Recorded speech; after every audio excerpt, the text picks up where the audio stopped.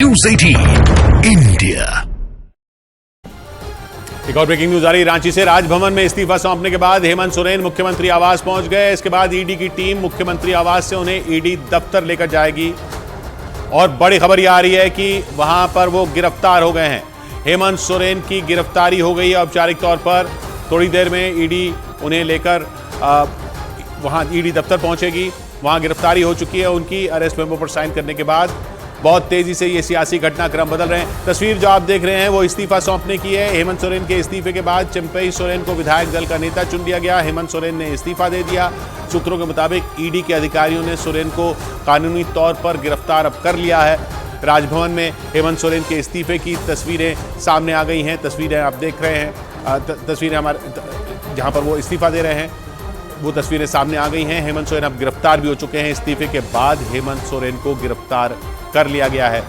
चंद्रमोहन हमारे साथ जुड़ रहे हैं। चंद्रमोहन, गिरफ्तार कर लिया गया है हेमंत सोरेन को।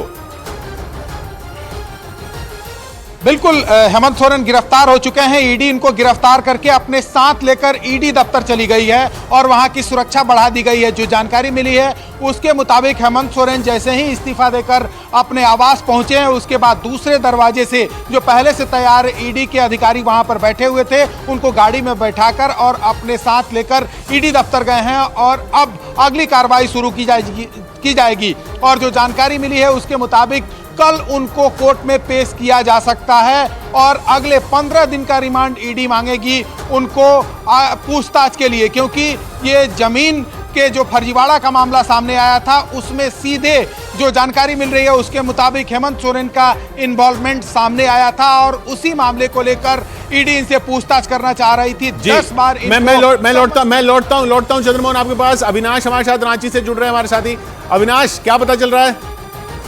देखिए, मुख्यमंत्री हेमंत सोरेन अब गिरफ्तार हो चुके हैं और जो अब जानकारी आ रही है कि राजभवन जब मुख्यमंत्री गए वहां उन्होंने राज्यपाल को इस्तीफा दिया।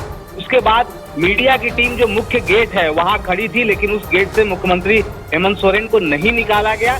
उन्हें दूसरी गेट से, पिछले गेट से निकाला गया और अब जो जानकारी आ रही है कि उन्हें ईडी के अधिकारी ईडी ऑफिस ले गए हैं और अब देखना होगा कि आगे की क्या कुछ प्रक्रिया होती है।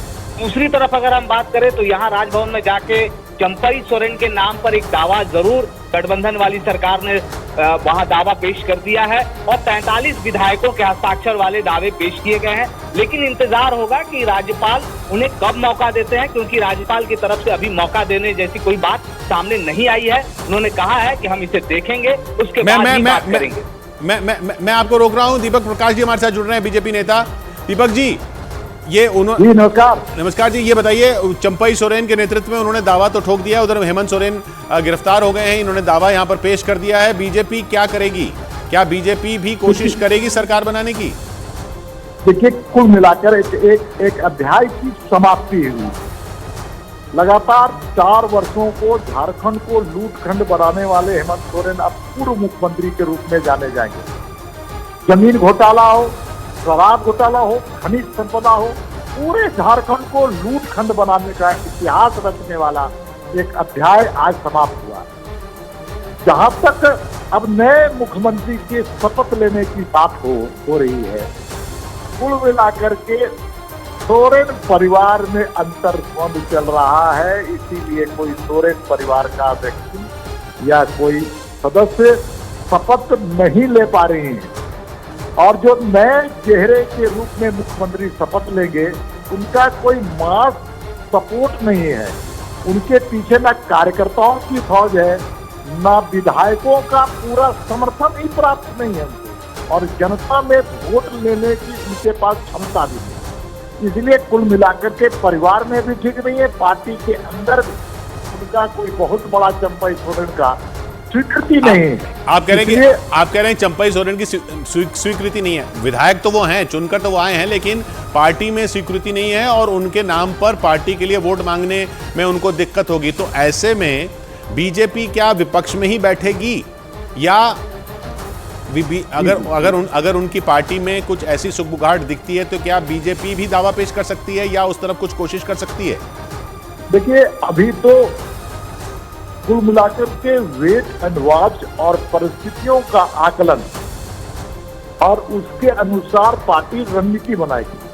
इसलिए अभी प्री मैच्योर स्टेटमेंट हो जाएगा कि पार्टी क्या करेगी, लेकिन कुल मिलाकर के भ्रष्टाचार का अंत हो झारखंड में, ये भारतीय जनता पार्टी की एक लक्ष्य है। और उस लक्ष्य को प्राप्त इसलिए करेंगे कि अटल जी ने राज्य का गठन किया था, नए राज्य का गठन किया था।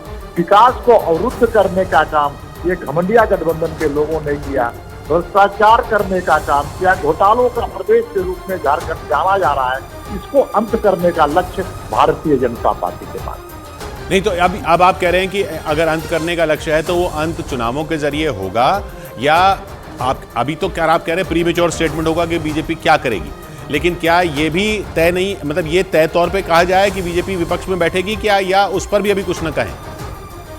अभी तो एकदम प्रारंभिक अवस्था है, एकदम प्रारंभिक अवस्था है। देखिए उनके पार्टी और क्या कर रही है, वेट एंड वॉच की परिस्थितियों का हम सब लोग करते हैं और करेंगे भी, और उसके अनुसार रणनीति बनाएंगे। नहीं, अगर अभी कहना प्री मैच्योर होगा। अगर उनकी तरफ से कोई अगर ऐसा आता है कि कोई धड़ा अलग होके आता है, तो क्या आप उसको समर्थन देने के लिए भी राजी होंगे? क्योंकि बीजेपी ने कई राज्यों में तो ये किया है। भारतीय जनता पार्टी कुछ एक व्यक्ति का नहीं, किसी एक परिवार का नहीं है, इसलिए सामूहिक नेतृत्व पर सामूहिक निर्णय लेने वाली पार्टी है, केंद्रीय नेतृत्व है, सारे लोगों के विचार के बाद ही कोई निर्णय होता है पार्टी में, और इसी में इनर डेमोक्रेसी पार्टी के अंदर है। इसलिए, लेकिन आप इनकार भी नहीं कर रहे हैं इससे? अभी परिस्थितियों का आकलन करना ये सबसे पहली बात है। उन्होंने तो 47 के साथ दावा ठोक दिया है कि भाई 47 उनके साथ हैं। अब 47 लिख रहे कि 51 लिख रहे, थोड़ा जमीनी सतह पर आएंगे तब जब पता चलेगा। अभी तो केवल कागजों में चीजें दिख रही हैं। वो तो कह रहे हैं कि हम तो सबको लेकर गए भी थे राजभवन, लेकिन राजभवन के अंदर लेके जाने नहीं दिया गया। भाई ये तो राजभवन में जाने के राजभवन ने कितने लोगों को बुलाया होगा, कितने लोगों की अनुमति दी होगी मिलने के लिए। राजभवन एक संवैधानिक संस्था है, वो भीड़ तंत्र वाला स्थान नहीं है।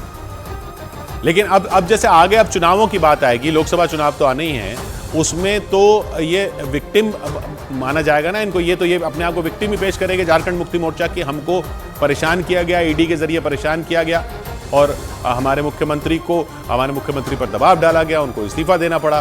तो ये आप कह रहे हैं कि उनको जनता का समर्थन नहीं मिलेगा, बल्कि लेकिन कई बार तो ये भी देखा गया कि जनता ऐसे मामलों में ज्यादा समर्थन दे देती है। वो बीजेपी के लिए मुश्किल नहीं होगी? नहीं, कदापि नहीं, दूर दूर तक नहीं। इसलिए कि झारखंड की 3.5 करोड़ जनता त्राहिमाम कर रही थी भ्रष्टाचार। युवाओं को आज एक भी नौकरी देने का काम इनके 4 साल करते हैं। भ्रष्टाचार पराकाष्ठा पर विकास अवरुद्ध हो चुका है। झारखंड को लूटखंड के नाम से जाना जाता है। इसलिए 3.5 करोड़ जनता की आकांक्षा है, पर वहां पर राज्य में हेमंत सोरेन झारखंड मुक्ति मोर्चा जिसको कहते हैं कांग्रेस और आरजेडी की सरकार में किसी प्रकार से परिवर्तन हो, ये जनता की आकांक्षा को भारतीय जनता पार्टी पूरा करेगी। और अभी इसके बाद अगला जो गठन होगी सरकार का हेमंत सोरेन के इस्तीफे के बाद, उसमें सारी संभावनाएं खुली हुई हैं। परिस्थितियों का आकलन करने का विषय मैं शुरू से कह रहा हूँ, और ये हमारा नेतृत्व है, प्रदेश की इकाई है, प्रदेश का नेतृत्व है, सब बैठ के सामूहिक निर्णय लेते हैं, उसके अनुसार हम लोग रणनीति बनाते हैं। शुक्रिया दीपक जी। दीपक प्रकाश, बीजेपी नेता, जिन्होंने कहा कि अभी तो ये प्रारंभिक स्थिति है। जाहिर सी बात है, इस वक्त अभी कोई भी नेता किसी भी पार्टी का कोई इशारा उस तरह से नहीं करेगा कि क्या सरकार बनाने के दावे की तरफ विपक्ष की तरफ से भी पेश किया जा सकता है, या वहाँ से कुछ गठजोड़ बनाने की कोशिश की जा सकती है। लेकिन ये सब सुगबुगाहट रांची में ज़रूर हो रही है, और वो इसलिए हो रही है क्योंकि झारखंड मुक्ति मोर्चा क्या पूरा एक रहेगा, ये भी एक सवाल बना हुआ है जब से ये बातें सामने आई कि परिवार में ही कलह थी कि किसको अगला चेहरा पेश किया जाए। आनंद तिवारी उधर हमारे साथ बने हुए हैं, वो ईडी क्या कर रही है उस पर नजर बनाए हुए हैं। तो आनंद, ईडी के उधर क्या हो रहा है? आज देखिए किशोर जी, दिल्ली में एक महत्वपूर्ण बैठक हुई है ईडी के बड़े अधिकारियों की, और लगातार ईडी के अधिकारी गृह मंत्रालय के संपर्क में, क्योंकि एक एफआईआर जो है पश्चिम बंगाल के बाद अब रांची में भी ईडी के अधिकारी जो लगातार हेमंत सोरेन से पूछताछ करके उनके खिलाफ दर्ज हो गई है। तो ऐसे में ईडी के जो अधिकारी लगातार हेमंत सोरेन से पूछताछ करते हैं, वो किसी परेशानी में ना हो, उसको लेकर लगातार गृह मंत्रालय से ईडी के बड़े अधिकारी बात कर रहे हैं। सूत्र बता रहे हैं कि ईडी के कुछ बड़े अधिकारी रांची भी पहुंच सकते हैं सुबह तक। और अब हेमंत सोरेन जो झारखंड के मुख्यमंत्री थे, उनकी ऑफिशियल तौर पर ईडी ने गिरफ्तारी की जो है वो पुष्टि कर दी है। उन्हें 24 घंटे के अंदर जो पीएमएलए की कोर्ट होती है उसमें पेश किया जाएगा।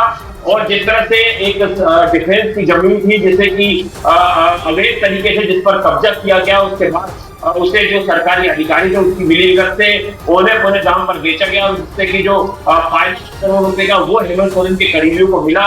जिसके बाद हेमंत सोरेन के दिल्ली स्थित घर से एक BMW कार और करीबन 36 लाख रुपए कैश बरामद किए गए।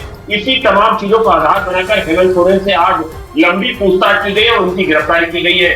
किशोर जी, न केवल ये जमीन घोटाला, इसके अलावा अगर आप कोयला माइनिंग घोटाला बात करें तो उसमें भी हेमंत सोरेन जो है वो लगातार अब मुश्किलों में पड़ेंगे, क्योंकि उस मामले में भी लगातार ईडी जो है वो हेमंत सोरेन के खिलाफ जांच कर रही है। और ईडी ने कड़ा संदेश दिया है। जो ईडी के डायरेक्टर है, उन्होंने पश्चिम बंगाल में जब ईडी के अधिकारियों के ऊपर कार्रवाई की गई थी और उनके साथ मारपीट की गई, तब जो राहुल नबी थे ईडी के डायरेक्टर, उन्होंने कहा था कि वो करप्शन के खिलाफ मजबूती से खड़े होंगे और चाहे कितना ही बड़ा कोई शख्स हो, कितना ही बड़ा पोलिटिशियन हो, अगर वो करप्शन में शामिल पाया जाता है तो उसके खिलाफ ईडी पुरजोर तरीके से जो है वो कानूनी कार्रवाई करेगी। तो अब हेमंत सोरेन की मुश्किलें काफी बढ़ चुकी है। कल उन्हें कोर्ट में पेश किया जाएगा और देखना होगा कि इसके बाद ईडी की अगली कार्रवाई क्या होगी। जी हाँ, जैसा आनंद ने बताया कि अब ईडी इस बात को भी देख रही है कि ईडी के अफसरों के खिलाफ भी एक FIR दर्ज कर दी गई थी SC/ST एक्ट में, कि वो SC/ST एक्ट में उनके खिलाफ कि जब वो दिल्ली के आवास में पहुंचे थे हेमंत सोरेन के, तो वो एक अलग FIR थी। उन सब चीज़ों को देखते हुए ईडी भी अपने कानूनी जो पूरा कार्रवाई है वो सोच समझ कर संभल कर रही है। जैसा आनंद ने बताया, गिरफ्तार कर लिया गया है हेमंत सोरेन को। मुख्यमंत्री झारखंड के हेमंत सोरेन अब नहीं हैं, उन्होंने इस्तीफा दे दिया। 7-8 घंटे आज उनसे पूछताछ हुई, उसमें ये खबर निकल कर आई कि उनकी जब अरेस्ट की बात आई तो उन्होंने कहा वो अरेस्ट मेमो पे तब साइन करेंगे जब वो इस्तीफा दे देंगे। फिर वो राजभवन गए, राजभवन में जाकर उन्होंने इस्तीफा दिया, वो लौट कर आए, ईडी के दफ्तर ले गई ईडी की टीम, उनको गिरफ्तार कर लिया गया। और अब ये खबर है कि कल उनको कोर्ट में पेश किया जाएगा। इधर राजनीतिक खबर यह है कि झारखंड मुक्ति मोर्चा के विधायक दल ने चंपई सोरेन को अपना नेता बताया और चंपई सोरेन और कांग्रेस के आलमगीर आलम पहुंचे राजभवन और पेश किया दावा 47 विधायकों के समर्थन का। अब राज्यपाल को अगर वो उस दावे से संतुष्ट हैं तो वो उनको या तो बुलाते हैं सरकार के गठन के लिए, या क्या होता है असेंबली में, किस तरीके से राज्यपाल ये फैसला लेते हैं वो अलग देखना होगा। बीजेपी विपक्ष में है, वहां पर बीजेपी अभी राजनीतिक तौर पर कुछ नहीं बोल रही है, लेकिन ये ज़रूर बात सामने आ रही है कि कहीं JMM के अंदर कोई फूट तो नहीं है। तो सारी संभावनाएं जो हैं उनको अभी बीजेपी सिर्फ शुरुआती तौर पर देख रही है, वहां से और कुछ संकेत अभी नहीं आ रहे हैं। इधर JMM और कांग्रेस ने दावा पेश कर दिया है और उधर ईडी की तरफ से बात यह है कि वहां हेमंत सोरेन को कल कोर्ट में पेश किया जाएगा।